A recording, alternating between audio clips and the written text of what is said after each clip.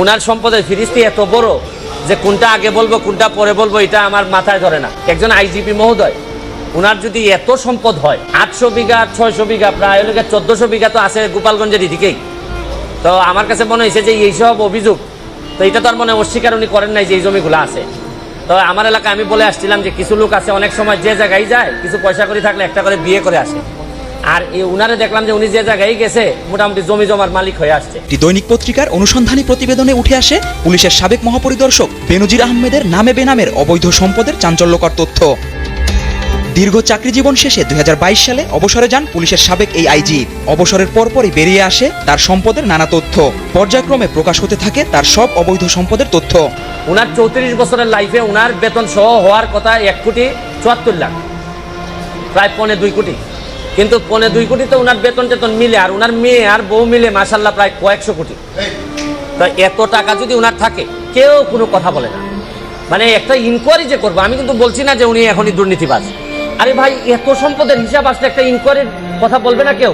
আপনি দেখবেন যে 31 তারিখে রিপোর্টটা হওয়ার পর আমি কাউরে কথা বলতে শুনি না, সবাই মনে হয় যে একটা ভয় পায়, ভয় মারা যাবে, নাইলে তারে মামলা দিবে, তারে এই করবে সেই করবে। মানে কি? এটা বঙ্গবন্ধুর বাংলাদেশ, স্বাধীন বাংলাদেশ। এখানে তো বঙ্গবন্ধু কন্যা স্পষ্ট বলছেন যে দুর্নীতি প্রশ্রয় দেওয়া হবে না। তাইলে এরকম একজন আইজিপির এত সম্পদের হিসাব আসছে, কেউ কোনো কথা বলবে না। আর দুদক আল্লাহ মাহফুজ জানে নিজে স্টার্ট তো নিতেই পারে না, ধাক্কায় স্টার্ট হয় না। দুদক কি এটা? আমি তো অনেকদিন ওয়েট করছি এটা, আমি তখন আমেরিকাতে যখন আমি রিপোর্টটা দেখছি, তো দুদক এটা বলবে না, ইনকোয়ারি করবে না? আরে ভাই, একটা কাজ তো করো, এতগুলা বেতন নিতেছো, খালি এই যে কাজী আর ওই যে সাব রেজিস্ট্রারের মামলা করার জন্য দুদক আসে নাই তো। আর বড় জিনিস দেখলেই দুদক চুপসে যায়। আর আইজিপি মহোদয় এত সম্পদ বানাইলে হয় কি জানেন? কোন জায়গায় অশনি সংকেতটা, কোন জায়গায় অশনি সংকেত হচ্ছে কি, তাহলে যারা পরবর্তী আইজিপি মহোদয় যারা আছেন, পরবর্তীতে যারা আসবেন, তারা হয়তো ভাবতেছেন যে মডেল ক্যারেক্টার আমাদের কে হবে, যারা অসৎ হবে তারা তো বেনজির সাহেবকে ধরে নেবেন যে উনি হচ্ছেন কি আমাদের আদর্শ। তাই উনি যদি আদর্শ পরেরা ধরে নেয়, তাহলে এরাও 800, 900, 1000 করে বিঘা কিনা লাগবে। তারপর আসতেছেন নিচের যারা আছে, যারা অসৎ, এর মধ্যে অনেক সৎ অফিসার আছেন, তারা কিন্তু অনেক বেশি ফ্রাস্ট্রেটেড হবে যে আমরা সততা করে কিছুই তো করতে পারলাম না, মেয়েরে পড়াইতে পারি না। আর বেনজির সাহেবের শুনলাম যে মেয়ের অভিযোগ হচ্ছে যে মেয়ের একটু নর্থ সাউথ থেকে একটু রেস্ট নেওয়ার জন্য একটা ফ্ল্যাট আছে। আর আমি জীবনে এতদিন হাইকোর্টে থেকে একটা ফ্ল্যাট কিনা তো দূরের কথা, ভাড়া বাসায় থাকতে হয়। তবে একটু এখন আবার সংসদ সদস্য হওয়ার কারণে একটা ছোট ফ্ল্যাট আমার দিছে ওই মিয়ামিখানের মধ্যে, তাও আবার 2টা রুম দেয়। ওই নতুন এমপি হইলে আবার রুমও কম দেয়।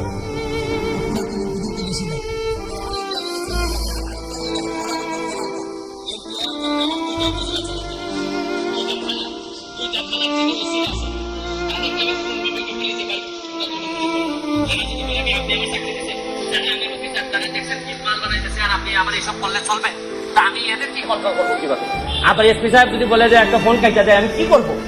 কারণ যে সম্পদের হিসাব দিচ্ছে তাতে এক ব্যারিস্টার সুমনকে এমপি না মানলে কি হয়? তাই এইসব চিন্তা করে দেখলাম যে এত লোকের সাথে কথা বলার চেয়ে একটা অ্যাপ্লিকেশন দুদকে দিয়ে আসি। আর দুদক যদি মনে করে না এত বড় জিনিসের বিরুদ্ধে দেওয়া যাবে না, তাহলে তো আমার মহামান্য সুপ্রিম কোর্ট তো আছেই, এইসব জায়গায় নক করবো। আমার কথা হচ্ছে যে ভাই কতটুকু করতে পারবো জানি না, তবে চোখ রেখে বলতে পারবো যে আমি চেষ্টা করে গেছি। যেগুলাতে চূড়ান্ত পরিণতি হয় না, এগুলাতে আমার অভিযোগ চূড়ান্ত রকমের দেশের প্রতি অবমাননা হয়েছে। কারণ আমি তো এককভাবে দেশের মালিক না যে অবমাননা হইলে সব দায়িত্ব আমার।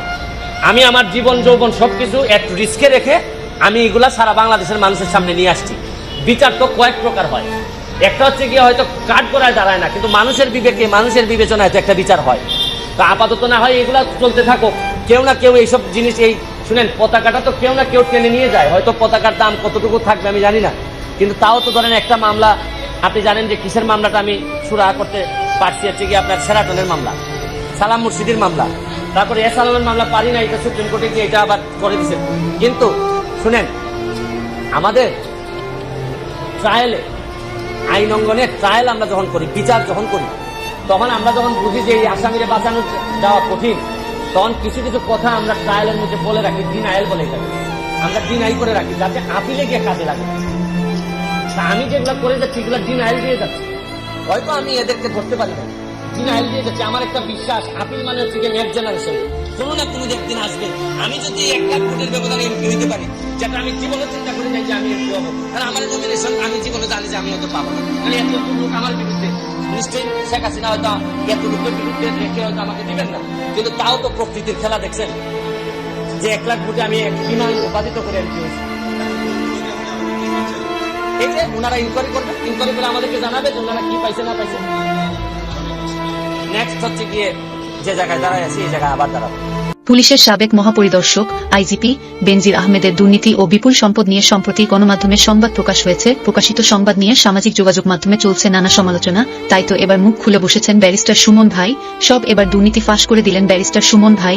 বেনজিরের বিপুল সম্পদের মধ্যে রয়েছে গোপালগঞ্জের শাহাপুর ইউনিয়নের সাভানা ইকো রিসোর্ট নামের এক অভিজাত ও দৃষ্টিনন্দন পর্যটন কেন্দ্র। এছাড়াও তার স্ত্রী ও 2 মেয়ের নামে দেশের বিভিন্ন এলাকায় অন্তত 6টি কোম্পানির খোঁজ পাওয়া গেছে। 5টি প্রতিষ্ঠানে বিনিয়োগের পরিমাণ 500 কোটি টাকার বেশি হতে পারে।